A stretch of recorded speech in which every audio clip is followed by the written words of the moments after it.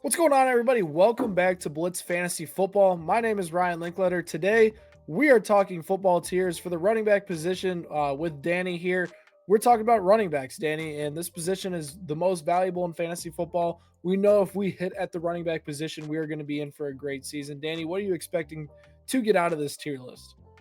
It basically just gives us a chance to where you're going to draft guys. I mean, you got the league has changed so much with the passing stuff. The running backs are still key. If you can hit the right guys in that first couple of rounds right there, you're set for the whole year. Or if you just want to do the hero running back format and you can hit one of those guys and concentrate on your wide receivers on tight end or whatever way things are set up anymore with leagues with PPR. Yeah, 100%. We know those early round guys are going to be the more valuable guys. It's a little bit harder to hit as the draft goes on, but I truly feel like there are some players that have a lot of high upside potential within the middle rounds of this year's draft. So let's get right into this thing right now. As you guys can see, we're using the GOAT tier maker. We got all of our players down here below, and it's very nice to see. I'm going to start us off with the number one overall player at the running back position, arguably the best player in fantasy football heading into this year, and it's Bijan Robinson. Bijan Robinson is a fascinating player for me. He had a massive workload last season, worked close to 370 touches. This year now, he finds himself in year three. He's had a relatively healthy career throughout, and we saw him jump from 900 yards to 1,400 yards. We saw the touchdowns significantly increase. We saw him take on a bigger workload last season for the Falcons, and I really feel like with Michael Penix Jr. basically heading into his first full season, he is going to rely heavily on his star running back in Bijan Robinson. Nothing changes basically in 2024 to 2025 with the offensive scheme, and I absolutely love Bijan Robinson heading into this year. Danny, what do you like about Robinson and who you got coming next? Let's see. With Robinson, he can. It's a little of everything. He is the younger version of probably Saquon going into the season, with a little less baggage on him because Saquon going in with his sixth year for right now and or fifth, seventh year somewhere around there. But the thing is though, that offense is going to surprise people this year. I mean, when Penix Jr. took over, Bejon became more of a focal point, and they kind of forced out Tyler Algier as much as just being like a give Bejon a break when needed instead of actually taking away some plays from her like every other series or every third series like they used to. Yeah. The next guy we have to toss up on there is Jamar Gibbs. I mean, what he's done the last two seasons as a rookie and last year, and with David Montgomery even in the backfield, he's still putting up outrageous numbers for an RB1 and a running back by committee offense, which it's what you want from a guy that's speed, can catch the ball. He can run between tackles when he needs to. He's able to get small and squeeze through holes and shoot through the hole. And guys, defenders are like, okay, where's he at? And he's already passed him. Yep. Yeah, and I think Jahmyr Gibbs is probably the most explosive player in the NFL. He gets the Yes. ball in his hands and he could go to the house. He only needs 10 to 12 touches a game to make a significant impact in fantasy lineups. And we saw him last year, towards the end of the year, without David Montgomery, be the best overall player in fantasy football. He is the second best player at the running back position in your drafts. Who knows what we're going to get out of David Montgomery? He's getting older this year. The tires are definitely starting to get a little bit worn. Jahmyr Gibbs is still really fresh, has not had a significant workload in his career. Who knows what this offense is going to look like with Ben Johnson? And maybe they go to less of a committee approach and just say, hey, Jahmyr Gibbs, you are our most talented player on offense. Let's give you the ball a little bit more. And if he does touch the ball more, it is going to be great. Great things for that Detroit Lions offense this year. And Danny, I don't know about you, but I think after these two players, there's a drop off for me. And I think just in regards to the ceiling, like with Gibbs and Bijan, we know that we're going to get elite production. Their floors are really high this year. With Exactly. everybody else after that, it feels like there's at least one question mark with these players in the A tier. And I feel like there's a decent amount of players in the A tier. And let's start with the player that's probably the most controversial in this year's draft, and that's Saquon Barkley. Now, we already alluded to the fact that Saquon Barkley had a significant workload this past season for the Philadelphia Eagles, totaling over 500 touches this year, and he wasn't necessarily super effective in terms of efficiency. He struggled to yards after contact, breaking tackle abilities, all the advanced stats that you'd like to see out of your starting running back to prove that, hey, basically, if the offensive line doesn't perform well or anything else doesn't go well, the running back is still performing well. Saquon didn't test really well. What I do like is the offensive line and his past production. Saquon's been really good in the past, and the offensive line is one of the best every single season in the NFL. But the injury concerns, the 500 touch mark, the Madden cover curse, there's too much working against Saquon Barkley to have him within my top 6 players this year. I'd have to agree with that. I mean, the 370 is usually the number that you look at, and the guys kind of fall off the next season. The only person being able to bounce back after a year like that has been Derrick Henry, and he's a whole different monster compared to other guys. 100%. And for our next guy, I'm tossing up Derrick Henry. I mean, he's right in that tier. There's about 4 or 5 guys right in that tier right there where if you take any of these guys at 3, 4, 5, or 6, you're going to get good production. Derrick Henry, yeah, he's on the older side, but what he did last year with the new team with the Ravens and stuff, they look to run the ball. You can't really key on him because of Lamar Jackson being in the backfield with him. And he's going to score touchdowns. That's what he does. And he's always going to be one of those guys who breaks off a long run. He led the league last year with more than 19 yards of 20 yards or more. So he hasn't slowed down yet, even though he's getting up there in age. It's interesting because Henry is just one of the most fascinating players in NFL history. The guy does not age. The guy has a mammoth of a build, and he is perfect for the Ravens, right? He only plays 50% of snaps. He's going to play every single early down for this team. Him and Lamar Jackson are a defensive nightmare for opposing coaches and defenses right now. Either one of them with the ball in their hands can take it to the house. And we saw Henry have a career high in yards per carry last season with Baltimore. Even if, let's say, he misses a game or two due to injury, his efficiency and his production in the games he's on the field is going to be top tier, regardless of if it's a standard league or a PPR league. And I think this is where you can debate, hey, Derrick Henry's a top 4 pick in standard formats. And I don't really disagree with people in that regard, just because Baltimore's offensive line so good. They have Lamar Jackson, and Derrick Henry's production last year was unbelievable. In PPR leagues, he provides no passing upside, but Henry, once again, is still a great pick. Heading into our next player here, this one is where I think I'm a little bit more higher on him than a lot of other people, and it is De'Von Achane. De'Von Achane is in for his best NFL season here in 2025. Last year, we saw the efficiency numbers take a little bit of a dip from his rookie season. That was largely due to the interior offensive line turnover for the Miami Dolphins last year. Now, they really invested in that position with 2 new guards heading in there, and I really like that Tua is going to be healthy at least for the start of the season. Even if he isn't, De'Von Achane is still going to be able to eat up a lot of touches in the passing game, and the rushing efficiency will improve from last season. No Raheem Mostert this season. No Jonnu Smith now, even on those short underneath routes. It is going to be De'Von Achane underneath for this Miami Dolphins team, and expect him to have a really big season in PPR formats. Yeah, he rushed for 907 yards last year, so he just missed the 1,000-yard mark last year. But the big thing with him, receptions. He had 78 last year. Johnny's gone now, so who's going to be able to handle the short stuff for them? And if they still do what they did at the second part of the season when Tua came back healthy, was going the short passing game, that sits right into his skill set. 100%. Danny, who are we going with next? Let's go with Chase Brown. I know he's a little bit of a stretch for some guys, but I like him just what his production was down at the end of the season last year. Once Zach Moss got hurt, the rushing offense went around him. I know they got the 2 big receivers on the outside. They got Gesicki as a tight end, but when Brown was needed, when Burrow was in trouble, Brown was the guy he went to on the short passes. So it's not like he's not just for the rushing stuff, but he's going to be looked at in passing game as well. I think he had 50 plus catches last year as well. I think I was doing most of it was at the end of the season. So having a guy like him in the backfield with a quarterback like Joe Burrow, that's kind of scary. Yeah, and Chase Brown's an early 3rd-round pick right now, but I think he 100% belongs in this A tier with these players. Chase Brown is an RB1 if he maintains that snap share he had towards the end of the year. Now, you could argue Taj Brooks or Zach Moss could take that, but Moss hasn't necessarily been taking the reps that he needed to in OTAs. We'll see what he does in training camp, but it looks like it's still Chase Brown's backfield to lose. And that's what we were excited about last year with him, is that if he wins over this backfield, he'll be an RB1, and he was an RB1 last season. I think we have to trust the fact that this is Chase Brown's backfield, and the team won more games with Brown as the starting running back. Let's head into our next player in Tier A here. I think we probably have like 2 more players mixed into this tier. I'm going to start with Ashton Jeanty. Ashton Jeanty finds himself on the Las Vegas Raiders, and a lot of people are debating, hey, maybe this guy's a 1st-round pick based on his production in college. I don't know if I'm necessarily on that with Ashton Jeanty in the first, but I think Ashton Jeanty is well worth a 2nd-round pick. He is heading in after a historic season last year where should have been the Heisman. I don't know. Should You have. could debate it. You could debate it, but Ashton Genty's production in college was unmatched.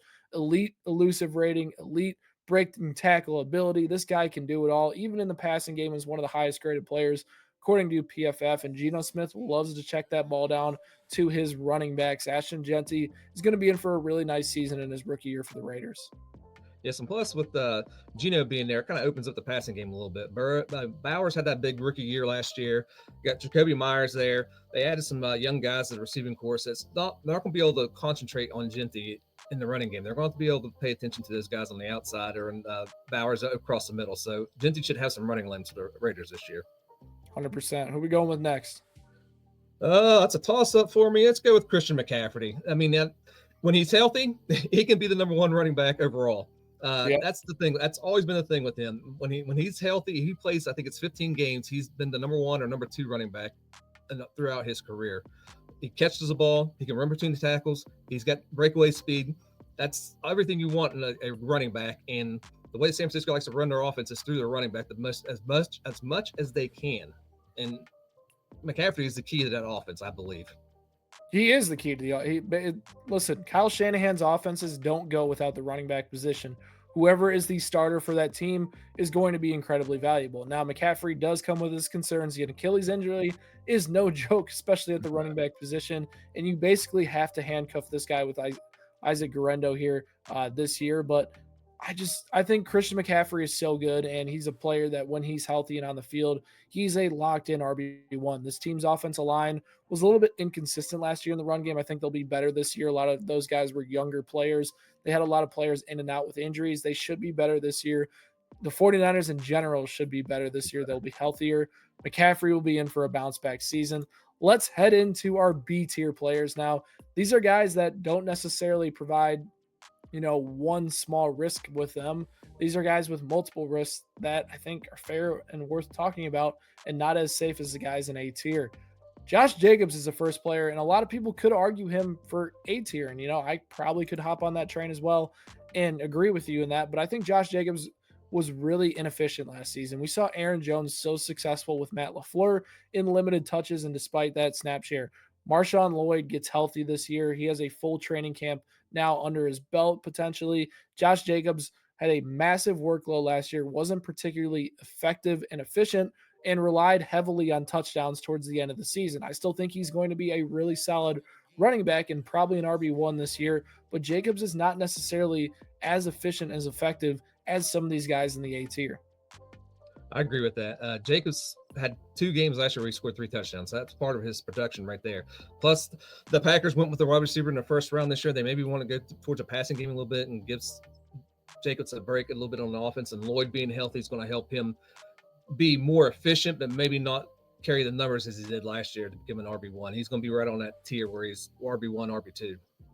100%. Who we going with, Danny? The next guy we'll go with Kyren Williams. I know he's kind of a polarizing type pick. He's a smallish guy, but I've always said for as small as he is, he may be the best short yardage running back in the league.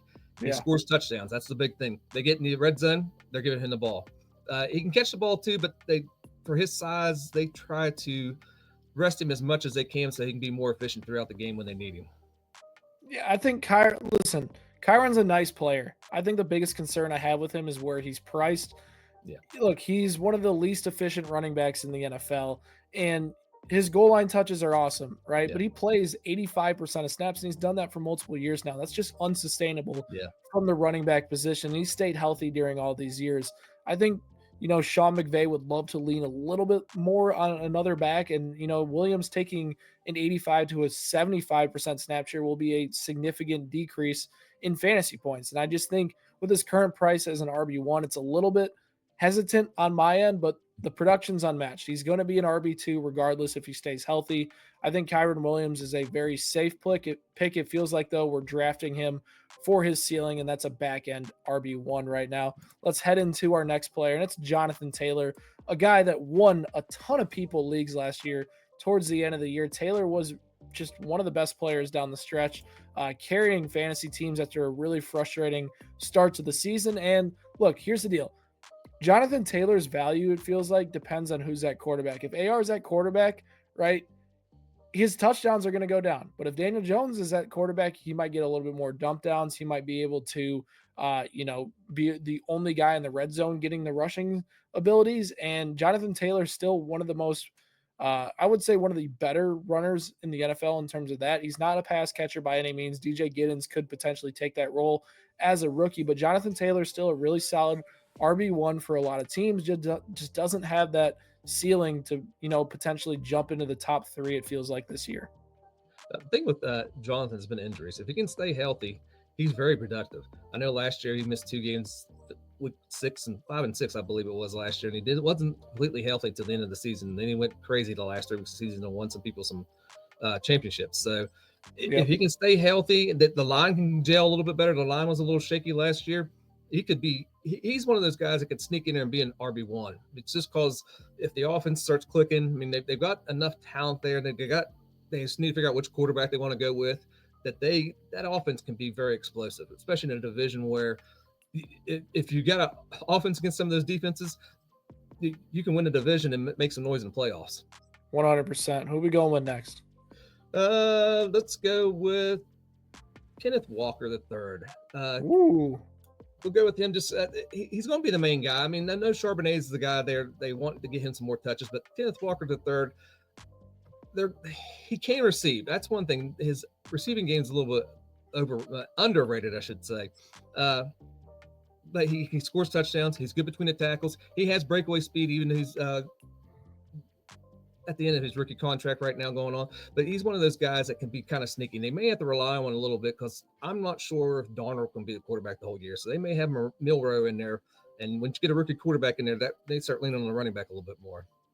It'll be interesting. Look, I was a Kenneth Walker truther last year, but watching him is the most frustrating experience ever as a fantasy manager. He gets injured almost every game. Zach Charbonnet plays a ton of snaps, and the offensive line never blocks for him. That's just the worst combo to have. But Kenneth Walker himself is an incredible talent. This guy is so fun to watch, and he makes so many guys miss and just has these home run hitting plays that are just so fascinating. Like, Kenneth Walker is the perfect RB2. Just 1 week can go get you 30 points just because he's that talented. And if the offensive line actually blocks, he would be so much better. And then Zach Charbonnet plays a lot more the next week and the offensive line doesn't block and he gets you 7 points. You're just like, how? Kenneth Walker looked so great last week. Yep. And that's just the tale of Kenneth Walker in fantasy football. It's a frustrating sword, but if you're willing to live on the upside side of things at your RB2 position, Kenneth Walker is that player for you. I don't think this is the year where Kenneth Walker completely takes over, but I think it's a year where Kenneth Walker has similar production to what he did last year. Yeah. My next player here, there's a few still I think can fit into tier B. I'm going to go with Joe Mixon. Joe Mixon, nice. I think, is a little bit underrated and flying a little bit under the radar for a few people. Mixon has only just been an RB1 basically every single year over the last 5 years. His time in Cincinnati, he was never efficient, never effective, got the job done. He carried that over to Houston, was never efficient, but he was probably more effective than he was in Cincinnati. And he was really good last season. Now he's a little bit underpriced because of his age. This team also, who did they bring in? Nick Chubb. Nick Chubb. Yep, Nick Chubb. Yeah. They also brought in Nick Chubb to pair with Dameon Pierce behind him, which provides a little bit of uncertainty there. But this is Joe Mixon's backfield. And I think Joe Mixon is probably one of the bigger values in drafts right now. And he's a guy that I'm looking at and saying, hey, if I have him in the middle of my draft available and I don't like the receivers available, I'm going to go Joe Mixon and feel comfortable with my RB2. Oh, definitely. One thing, too, you got C.J. Stroud as our quarterback. He's not a running quarterback, so you need somebody to be able to handle the ball at the goal line. Mixon scored 11 touchdowns last year. I mean, he still had 36 catches last year, which helps pad the stats for being an RB2, and he rushed for 1,000 yards. He's not going to be rush for 5.5 yards a carry, but he's one of those guys. He's kind of a plotter now at his age, but he can get the hard yards when he needs to. He's got a nose for the end zone. He does have a nose for the end zone, that is for sure. All right, let's go with Breece Hall here. Ooh. he can produce. That's one thing he has been able to prove when he has the chance to play and given the chance of touches, he's going to be able to produce. I know Aaron Glenn's talked about having both the running backs being able to touch the ball this year with Braylon Allen as well. But Hall's still the guy. And he's one of those guys, he's a very good receiver out of the backfield as well, too. So that helps with somebody going into the season, your quarterback who Justin Fields is with him. Thank you for picking me up there. Justin Fields there. Justin's going to run the ball, but the thing is, though, if he gets in trouble, Hall's going to be one of those guys you can look for quickly across the for an outlet pass or whatever. Yeah, and I think one of the things that you have to like about Breece Hall is that his 2024 season was so disappointing that he's coming at a discount. He still is in basically the same situation to where he had a very productive 2023 season out of the backfield as a pass catcher and had some rushing upside there, but 2024 was not good. The offensive line did not block for them. He didn't necessarily produce at the running back position. I'm a little bit weary on Breece. I'd probably have him in the C tier compared to the B tier with these players, but I do think there is a chance that Breece Hall does have a more productive season than he did last season. Heading into my next player here, it's Chuba Hubbard, and he is one of the most consistent players, I feel like, in terms of volume that we're going to see this year. Rico Dowdle, they brought him in. I expect him, to be the RB2 there, but Dave Canales is honestly rolling out Chuba Hubbard on 75-80% of snaps the whole season last year, and he was really productive for them. They signed him to a big-time extension. Chuba Hubbard is just the perfect RB2 for this team, and if this Bryce Young-led offense takes another step forward after where they were last season, I would love to have that team's RB1, and that's what Chuba Hubbard could be this year. Exactly. He's a better receiver than people give him credit for out of the backfield as well, too. I mean, he can run between the tackles. He's a smart runner. He's good in pass protection. He's the perfect running back for this young offense. So I have no problem Chuba Hubbard being in this tier. Are we going into the next tier for this one? Or are we still going to stay in this one? I'll throw one more player in this tier, then we can move on to the next one. All right. It's Alvin Kamara. I like it. We cannot forget about this guy. And I think almost did.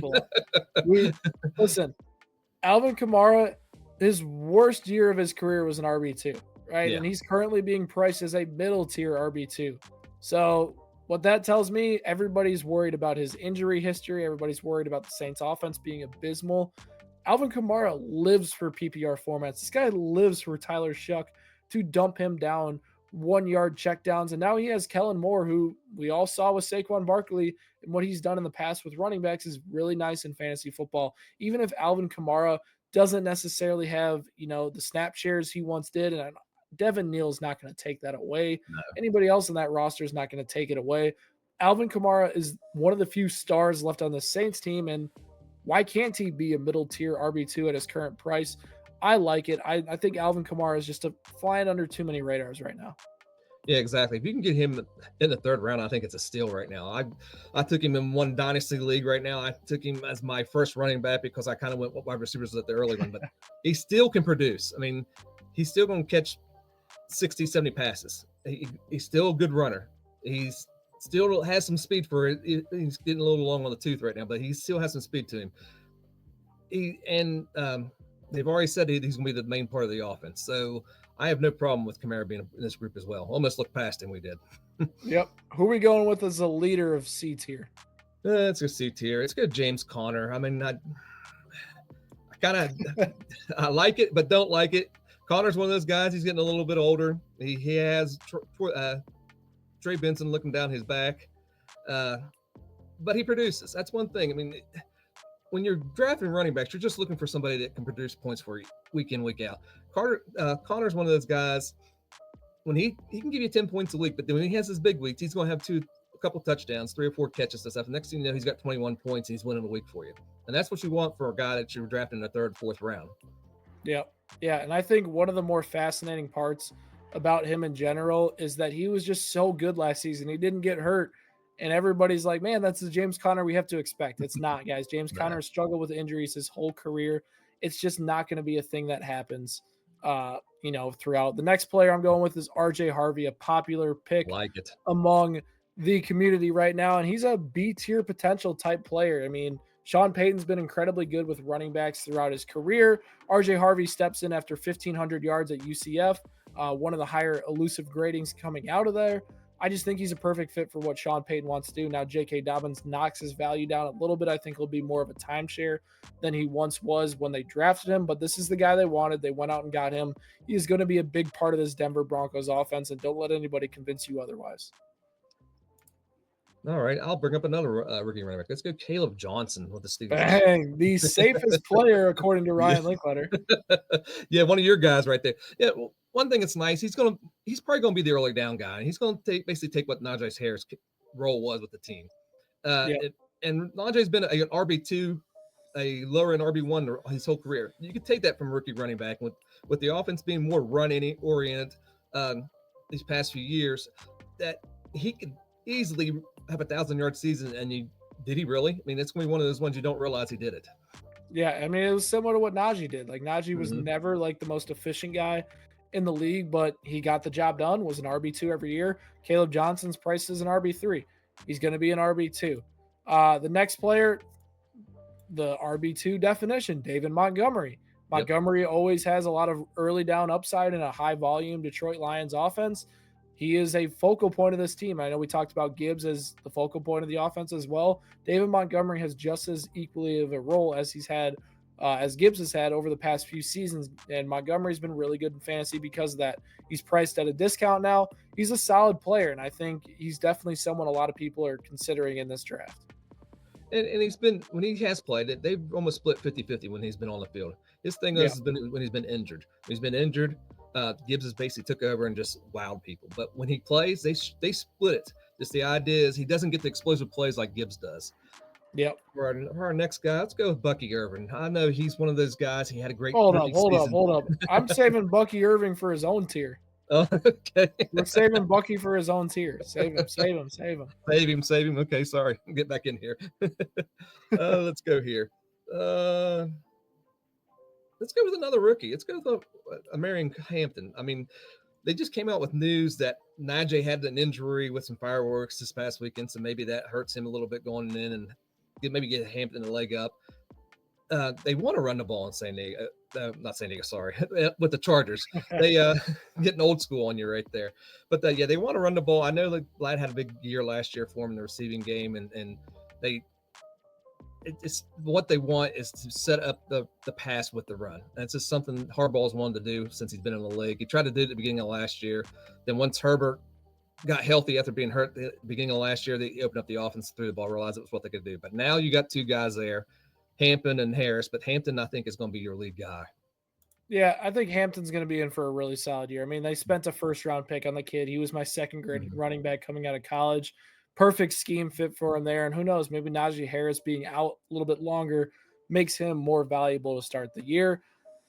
Next player on this list for me, I can't put James Cook there yet just because I don't like him. I'll make you put him up there. I'm going to go Aaron Jones here. Aaron Jones, listen, he's been really good since he's been paired with KOC in Minnesota, despite even leaving LaFleur in Green Bay. He's still a really productive guy at his age, but it's the age and the injury history that has me concerned.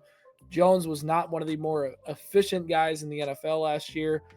They also had Jordan Mason now, who is a little bit of a sleeper for those guys that don't know.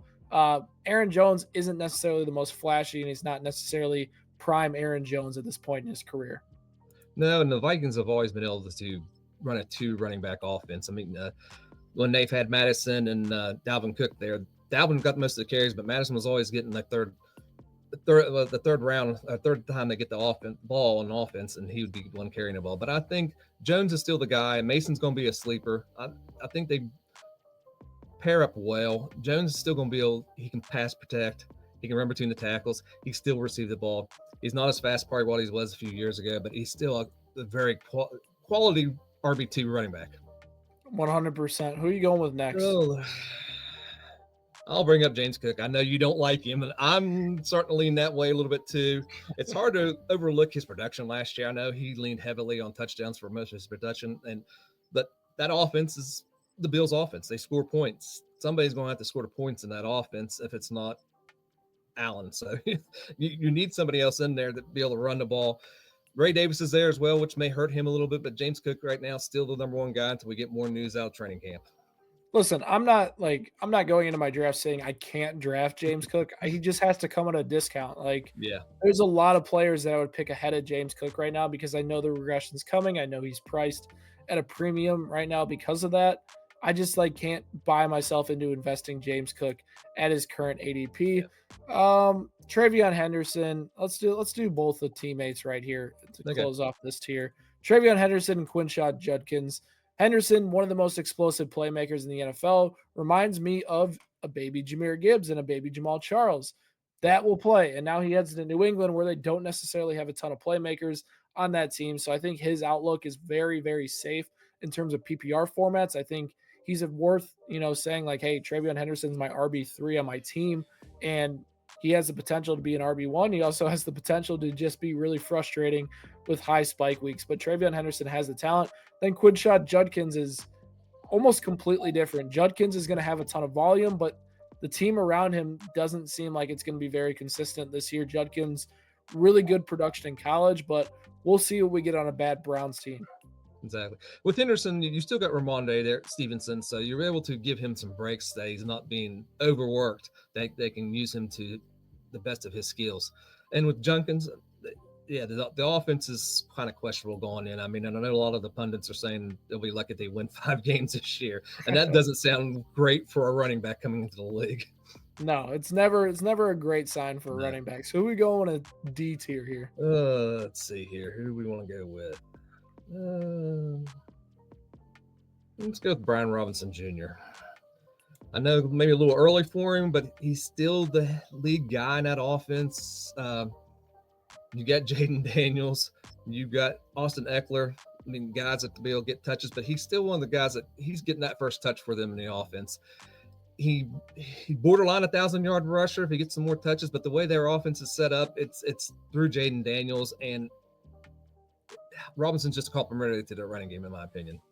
He is very complimentary in terms of the running game, and I kind of want to pair him with a few other players real quick. Yeah. Pacheco, Pollard, Stevenson, Swift, Tracy.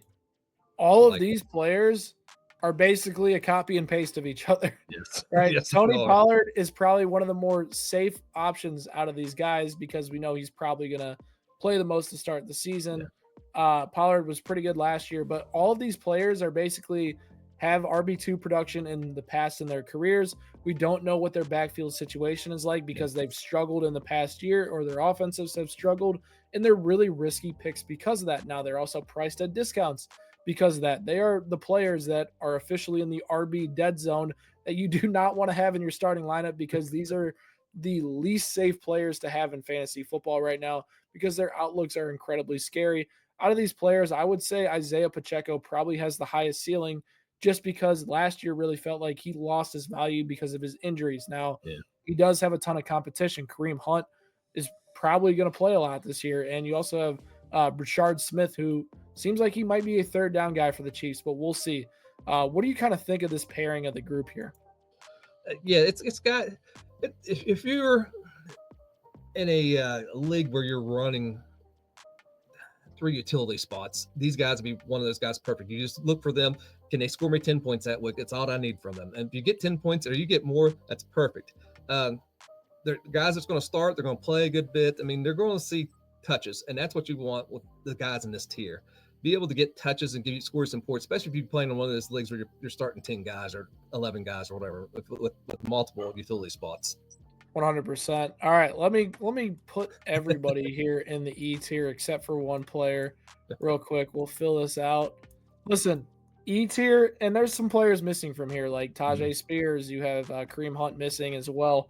Some other options here for sleepers in the E tier. Isaac Guerrero, some handcuffs mixed in. But E tier is filled with different types of players. You have Trey Benson, a premier handcuff this year for James Conner. Zach Charbonnet, a player in a timeshare split with Kenneth Walker, who was one of the highest fantasy points per touches last season. You have Jalen Warren, who now has Aaron Rodgers as his quarterback. Najee Harris finds himself in LA on a pretty big contract. Jordan Mason paired with Aaron Jones, injury history. Javonte Williams, Jaden Blue battling out for touches. And then Travis Etienne sitting here. We have also Tank Bigsby probably in this category as well. Yeah. Who knows what's going to happen in that backfield? I think with these players, Danny, it is just about upside and what they can be at their ceiling. Listen, if you are drafting one of these guys as your starting running backs, probably not the best strategy. I'll just start with that. But I think if you go into this expecting, hey, like I'm drafting Jordan Mason with the hopes that Aaron Jones loses snaps down the stretch Right. or potentially gets hurt, that's a really good pick. And I think Mason's a good pick because of that. If you are drafting Travis Etienne because of his production in 2023 and expecting them to be a RB2 lock for the rest of the year, that's the wrong way to look at this tier. Yeah, this tier is one of those tiers where you're looking for a spot starter, or if you got a starter that goes down an injury, there's nobody else left on the waiver wire. You want one of those guys. I'm gonna plug them in. I get 10 points. I'm happy. If not, it is what it is. Yeah, listen, it's one of the more fascinating parts of fantasy football Yeah. because you need to have these players that eventually hit just a little bit, just because like you have a player like Javonte Williams. Let's say like he lives up to what he once was and he becomes a starting running back. Like that guy's so valuable in fantasy football. And that's why you can't ignore the end of your draft. You have to know what the news is in training camp. Is Javonte Williams taking those RB1 reps? Same thing with like Jalen Warren. Is Jalen Warren actually eating into early downs and hurting Caleb Johnson? Like all that information is incredibly key for people to know heading into there. And I think that's what makes that tier so fascinating for me. And then we finally added our last tier, Bucky Irving. Yes, Bucky Irving is in between the A and the B tier, and here's why. Yeah. Okay. Bucky Irving has some of the most flashy, exciting, and best runs we've probably seen all of 2024 heading into last year. He's efficient, he's effective, and he broke out last year, which is so awesome to see from him. Heading into 2025, though, Liam Cohen's gone, right? There's a little bit of different changes among the offensive line. Tristan Wirfs is actually out to start the season. Who knows what Rachaad White's role is going to be on this team? Could it potentially eat into Bucky's snap share to where it was 60% at times for Bucky in 2025? But in my heart, I know Bucky Irving belongs in that A tier more than he does in that B tier because the talent does not lie on the tape. I think Bucky Irving's an incredible football player. It just depends on what his role is going to be, and his ceiling will ultimately be decided by that. And we'll know that probably by week 4. Yeah, that's how it usually happens. I talk with a couple of buddies at work that were football guys, and I always say by week 4 we know who the good teams are and the bad teams are. They work themselves out. The same thing with the running backs, same thing with wide receivers, same thing with quarterbacks. And what are we, a running team? Are we a passing team? You start figuring out by then. But if you can hit those early and figure out before that week 4 comes up, and you're sitting at 3-1 or 4-0, you're in the driver's seat in the league, and that there's nothing you can be happier about being a owner of a fantasy team like that, being sitting nice going into that stretch of the season where, okay, I'm sitting nice. I just need to make a move or two here and wait for the playoffs. Yeah. And I think one of the more fascinating parts about tacking running backs in our tiers here is that the drop off between, even B to C is just significant. You have to go get a guy within 3 rounds. And this year, it feels like if you don't walk out with an RB in the first 3 and you go 0 wide receiver, you are not setting yourself up for success this year. There is a significant drop off after those first guys go off the board, and you really need to be attacking the wide receiver position. Let us know down in the comment section below what you guys think of our tier rankings. Hit that subscribe button for more Blitz fantasy football content, and me and Danny will catch you guys next time. Later, gang.